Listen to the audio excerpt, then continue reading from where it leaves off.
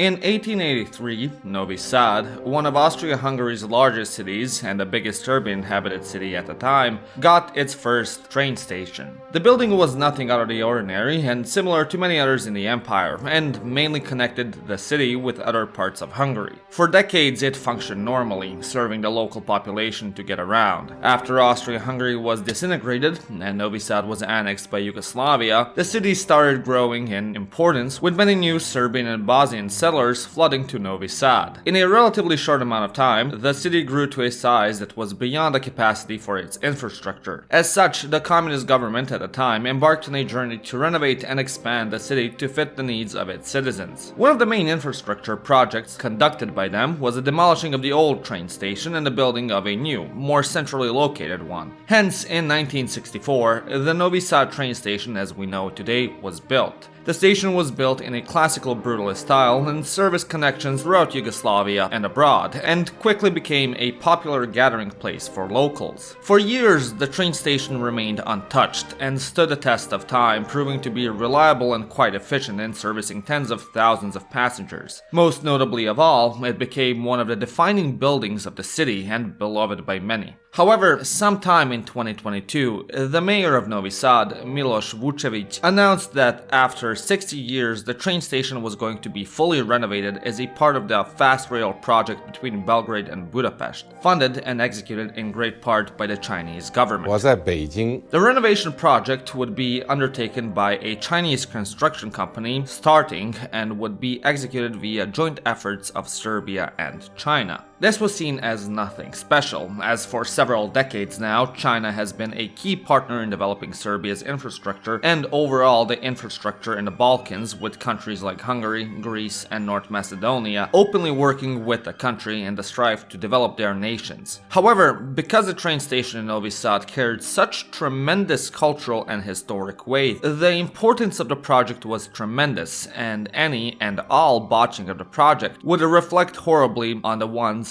responsible. As such, in 2023, in the effort to boost his PR and political standing, Serbia's president, Aleksandar Vučić, announced that he would come and visit the construction project, an event which would be broadcasted across national television. In an effort to make the project's progress look good, the construction started to be rushed, with many corners being cut. In one of the reports published by Zoran Ljajić, an engineer working on the project, Zoran stated that he submitted a photo to the authorities where behind one of the panels there was pieces of concrete. The concrete was partially missing and was substituted with cement jackets crushed in order to fit smaller pieces of concrete inside the construction. In another incident, Ljajić also apparently asked for the marble slabs in front of the building to be checked for the substrate under them and to repair the substrate and put up new marble slabs. Instead of doing that, allegedly the project artist just repainted the panels even though they needed to be fully replaced. Most notably, in the same year of Vučić's visit, before the project was finished, the news agency 021.rs asked the Ministry of Traffic to get documents about the reconstruction.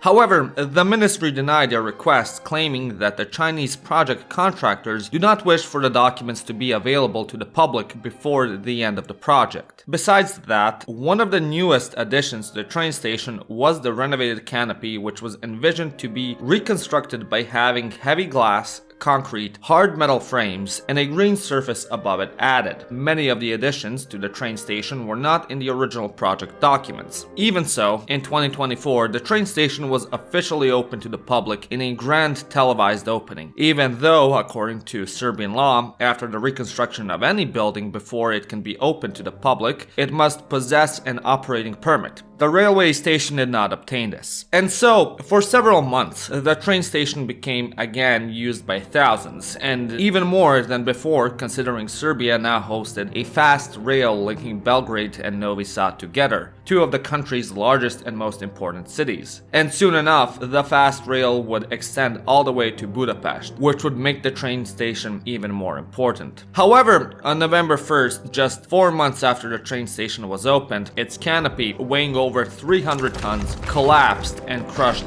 14 people, instantly killing them, gravely injuring 3 others, and killing another one 10 days after succumbing to her own wounds from the collapse. A tragedy which was almost unparalleled in modern history of the nation, and an event that completely shocked the entire country. Immediately after, 3 days of mourning were declared in Novi Sad, and 1 day in the entire country. People started hitting the streets en masse to mourn together and hold a period of silence for the victims. However, the Serbian government had different priorities. In the immediate media reports, most of which are controlled by the government and current ruling party, the Serbian Progressive Party, or colloquially known as SNS, the reports started stating that the old Canopy had collapsed and how the Canopy was not renovated since 1964, whilst at the same time completely glossing over the amount of victims the tragedy killed and their identities.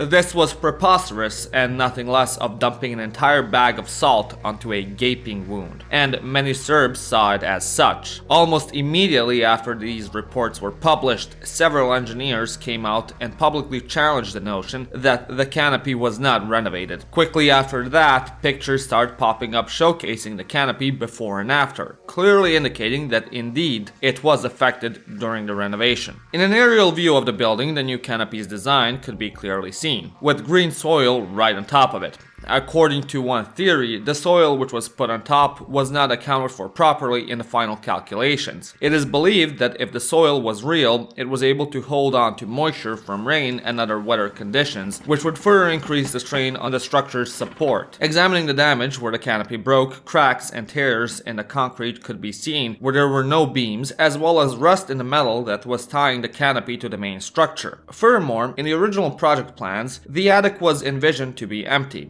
but later on, glass was added on top of it. The design upon further examination appeared to be flawed from the get-go, as the weight of the canopy was mainly supported by cantilever beams instead of columns, which would have provided additional load support, especially in the case of the additional weight added on top of it. The evidence was damning, and the people were expecting answers. However, the elected officials would refuse to give any statements regarding the project nor release further documents on the project, instead choosing to focus on preserving their image and PR. This, as you can imagine, did not sit well with the public at all. The station, as I mentioned before, was extremely popular since its inception and used by thousands daily, be it to commute to work, university, home, or just to hang out with friends. Virtually every student in the region used the station regularly, and virtually it could have been any one of them lying under the rubble. And so, immediately after the government denied accountability, thousands rushed to the street to protest. 4 days after, due to the immense pressure from the public, the Minister of Construction, Traffic and Infrastructure, Goran Vesic, resigned. During his resignation, he still maintained his innocence and the lack of involvement in the project, even though on numerous occasions before, he was constantly in PR videos promoting the station and his party's works in pushing Serbia forward.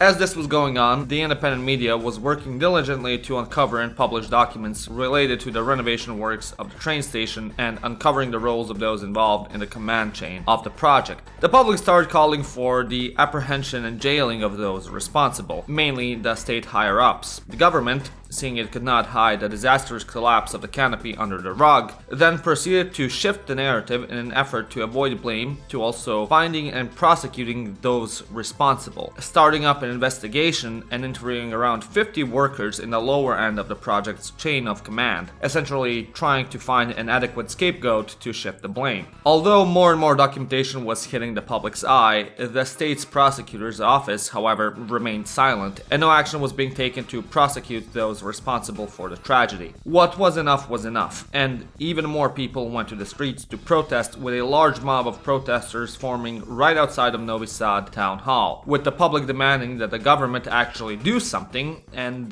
prosecute those involved in the reconstruction project. The protest held was peaceful, with people gathering around to make noise and scream their demands at the government. However, amongst this crowd, several fully masked persons appeared who started vandalizing the town hall and and nearby buildings by breaking their windows and spray painting graffiti over them. Within the town hall, a police force was stationed tasked with protecting the building. However, despite only a handful of these masked persons vandalizing, they took no action whatsoever to prevent them, even though the thousands of other protesters condemned the vandals' actions. The same night, President Vučić was scheduled to come and visit the city and hold a speech regarding the tragedy. However, instead of going to any public space or building, Vučić only visited SNS party buildings. Upon his arrival, most of the SNS venues were severely vandalized, with their windows being broken, red paint scattered all over the venues' exteriors, and the Serbian flag being ripped apart. Now, unlike in other countries, predominantly Western ones, where flag desecration is seen as a valid form of protest and more or less a regular occurrence, in Serbia this is far from the case. Serbians, no matter their political orientation, deeply care for their state and flag. Desecrating the Serbian flag in Serbia is virtually unheard of and incomprehensibly frowned upon, as the flag is not seen as representing the government, but the people. The flag being ripped apart and the police not taking action in preventing the town hall vandals aroused suspicion that the government was behind the violent attacks in an effort to bastardize the image of the protesters, a move that is unfortunately very prevalent in the current Serbian political landscape and has been seen numerous times before, as was the case with the bulldozing of the 12 buildings in Savamala. Suspicions further rose when Vučić held a speech in front of one SNS venue where he made a fuss about the desecrated flag and how he'll put those who've done that to justice. Again, completely glossing over the tragedy and victims and trying to antagonize the protesters. The same night, the police dressed in civilian clothing made their way to the protests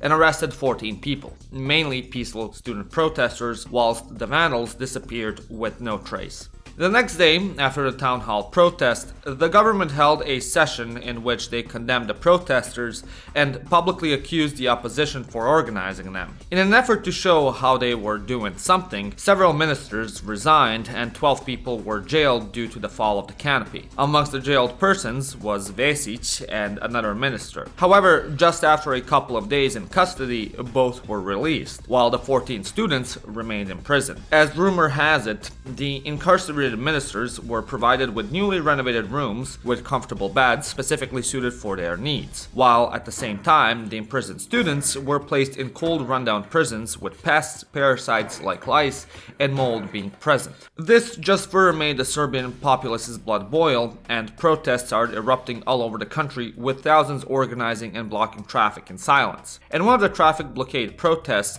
a student was physically attacked by several passerbys, whose identities were later revealed to be of several SNS functionaries. On November 25th, due to the attack on one of their students, the University of Dramatic Arts in Belgrade rose up in a mass protest, with the students taking over the campus and establishing a blockade of the university. The students made their demands simple and public: release the identities of the attackers from the previous protest and prosecute them in full force according to the law. Things started to snowball as this event sparked even more protests and traffic blockades, with more and more students and civilians coming out to put the country to a halt. However, as more came out to the streets to protest, more violent clashes started occurring, with more passerby attacking the protesters, and several vehicles even running students over. Meanwhile, all this chaos was unfolding, the prosecutor's office was still not taking any action, with no indictments nor convictions taking place, and the attackers freely walking away.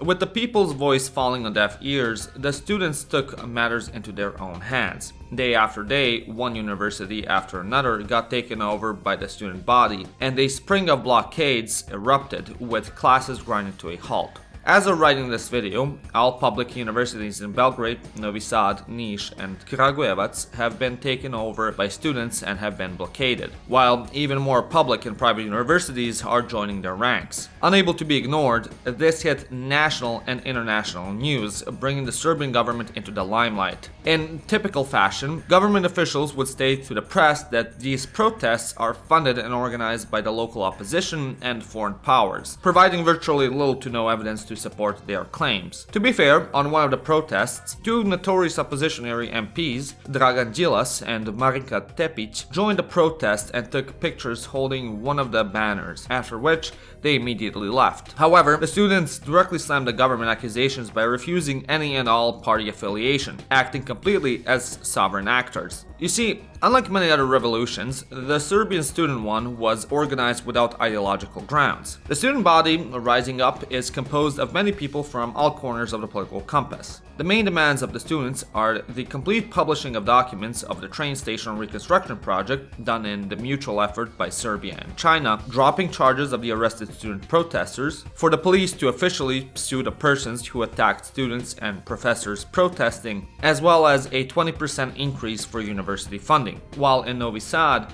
the students have additional demands, those being that the mayor, Nemanja Rujevic, and his predecessor resign. The organization and idea for the blockades was almost exclusively spread via word of mouth and social media. The decision to blockade a university was made via a democratic vote, with many universities utilizing their student portals, giving each student the option to decide whether or not for their university to declare a blockade, with the vast majority of students voting in favor. Additionally, the blockades have been organized into their own representative bodies and delegates whose members are democratically elected, and changed if the group sees them as not fulfilling their elected duties, with no one person being the face of the movement. Within the blockaded universities, anyone who is not a student and doesn't possess a student ID, known in Serbia as an index booklet, is denied entrance. Alongside this, the media is also barred from entering unless the blockading students democratically vote to allow them inside. Although several political parties reached out to help support the students, they have all been rejected, while the main way the students sustain themselves is via the donations regular citizens make, with many pensioners regularly stopping by the universities and bringing them food in an act of solidarity. Since the eruption of the student revolution, the government has constantly publicly diminished them, called them easily influenced by foreign powers, and called on them to abandon their posts and return to studying so they can work for a side that's actually looking out for them, implying the current state.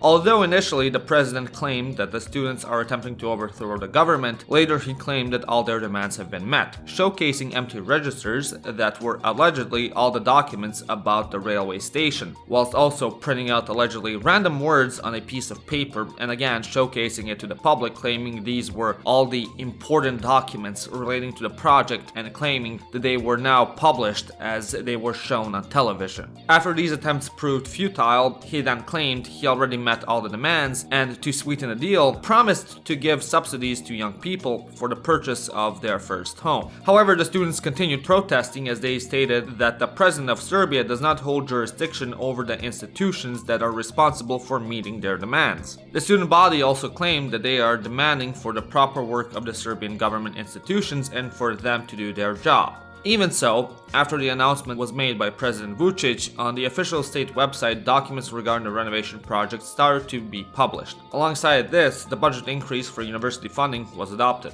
But this was yet still far from the demands imposed by the students, and the blockades continued. In backlash, the government continued to diminish the protests, claiming that more students oppose the blockades than they support them, even though universities decided via a democratic process to enact them, and the numbers clearly state the opposite. Further, student bodies from ex-Yugoslav republics voiced their support of the Serbian protesters and organized morale-raising events for them. Nevertheless, on December 22, 2024, the largest of the protests was held in Belgrade at Slavia Square, where over 100,000 people gathered and held 15 minutes of silence for the victims of the train station Canopy. While the period of silence was held, thousands turned on the flashes of their cameras to show their presence. Following afterwards, the protesters made their presence known by making noise via whistles and vuvuzelas. The president of the National Assembly, Ana Brnabić, claimed that the protest was aimed at Aleksandar Vučić, and the government again tried to diminish the protesters by claiming there were only 25,000 people present.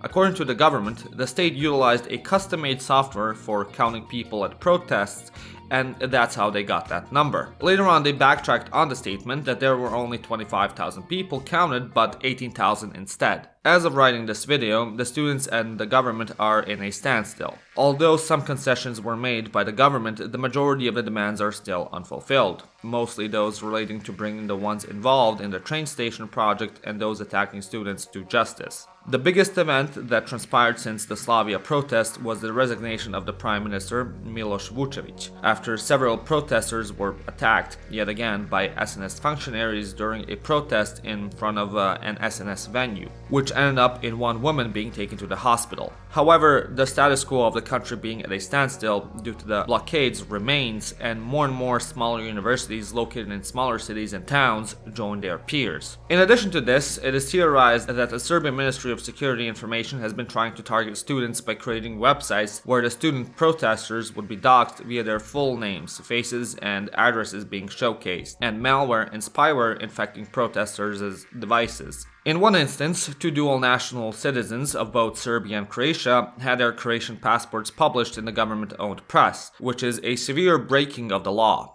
And moreover, the media intensified their witch hunt over the two dual nationals by claiming how they were a part of the Ustaše Croatian Nazis, with the only evidence supporting this claim. At the blockade where they were active, the students utilized a Croatian cookbook. Furthermore, the media propagated the insane theory how the cookbook was supplied to them via the Ustaše secret services with instructions. However, the students have refused to budge and refused to be intimidated until all their demands are met, with many spinning the situation to humor by creating creative and hilarious signs to scrutinize the government. Furthermore, although President Vučić and his party, SNS, have created more or less a one-party state and have established a strong voter base amongst the middle-aged and senior population, their support has started to corrode, as many of them have kids and grandkids who are involved in the protests and have been targeted directly and indirectly by the government. Many farmers and lawyers have also joined the protests, with many of them now coming with tractors to major protests, which they utilize as shields against the police and cars that would attempt to run over the protesters, which as a whole has severely damaged the trust in the current ruling party, making the older population, which has been the party's loyal voting base, re-examine their stance towards the government. As of most recent events transpiring, two major 24-hour protests occurred on the Belgrade highway near the city, and three on the bridges in Novi Sad, which were blockaded symbolically for 3 hours for the 3 months that the protests have been going on, while another protest occurred on the Novi Sad Freedom Bridge, which was blockaded for 27 hours, which allegedly has been the largest protest,